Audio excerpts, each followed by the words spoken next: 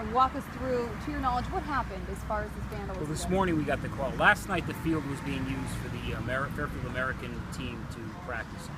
As you know, they're in the middle of the playoffs. In fact, tonight they advanced to the sectional. If they win tonight, they go on to the state championship. They were practicing last night until about 8:30, and then this morning it was discovered that the field and some of the dugout area had been spray painted. And as far as damage goes, is this quite a bit of damage, you'd say? It's significant. I mean, it's a new scoreboard up there. It's a digital scoreboard. You can tell that it's quite expensive. I don't know the extent of what can be done to remove all the spray paint. You know, in the dugout areas, we can paint over. In fact, they're taking steps now to cover it all up. But I don't really know yet whether we know the extent of the long-term damage that has been occurring as a result. There's been a few cases recently at Riverfield and Mill Hill regarding vandalism, including tires or a truck going through. Is this something that's been noticed by you guys? Well, noticed, yeah. I mean, we respond obviously to a lot of vandalism calls. This is a unique vandalism call given what the team is in right now. That's the Fairfield American team's home field. They just played a series of games which led them to advance to the game tonight. So, we're going to look at that. We're going to find out whether there's were any issues at any of the games, and whether or not that might lead us to who might have done it. Clearly there's, the vandalism is pretty clear. That's a baseball field. We have a baseball team that's now advanced into the next round of the playoffs.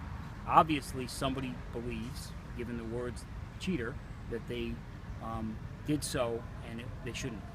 So we're going to look at who they played and whether or not there's been some issues with that, and maybe we can find out who did it. I guess there's been some speculation with this Norwalk team in divisionals as far as, I guess, he was filling me in on it, a player alleged, I guess, they're accusing Fairfield American of not playing all of their players when they should have. Are you looking into as far as... Baseball, especially this time of year, Fairfield has good baseball teams, Norwalk has good teams. It's natural for teams and players and everybody to get excited about it, and it's always disappointing when a team loses. We'll look at that. There's no indication that somebody from the Norwalk team did this, but we'll look at and trying to get a flavor for who might have had a reason to do it. We'll look at that stuff, but we've had no indication that there's a Norwalk involvement in it. I think in every game, every Little League game that you have, there's always, especially as you move up and advance in the playoffs, there's always that tendency towards frustration and looking for who won, why they won. But to indicate that someone from Norwalk did it, we don't have that information to say that. Okay. Go for it. No, go for it. There's a school, a highway entrance, and some construction. Do you guys have any access to surveillance that might be available? We're going to look at it. Obviously, we'll look at a lot of different things that we can look at to try and figure out who did it. And there's hopefully something, whether video or something that might lead us to find out who did it. I mean, it's damage. Somebody should be held responsible for it.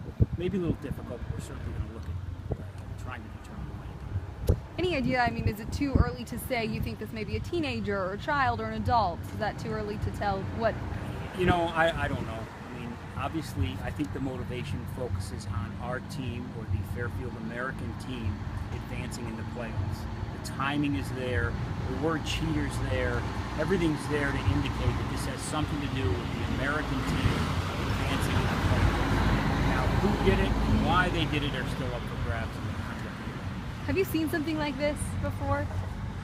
I can't say that we've ever seen people become so frustrated at baseball games that they would do this, but it's sometimes people are very passionate, and when they lose, they can't accept it. Definitely. Anything else you'd like to add, Chief? That's it.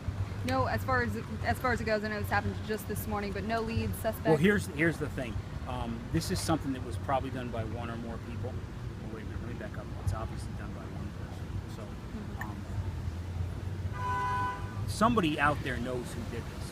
And what we're looking for is for somebody to come forward and say, listen, I did it, I was frustrated, or I know who did it, I know they were frustrated, and this is how we acted out. We're looking for someone to come forward and help us identify who's responsible. Safe to say you're asking for the public's help? We are. Although it might seem minor in nature, it's not. A lot of damage was done, and somebody should be held responsible. Definitely. Okay. Are you following the team? We always follow the Fairfield teams. Fairfield, we've been very fortunate. We have a good team and great successes moving forward. So we're anxiously hoping that they can advance tonight onto the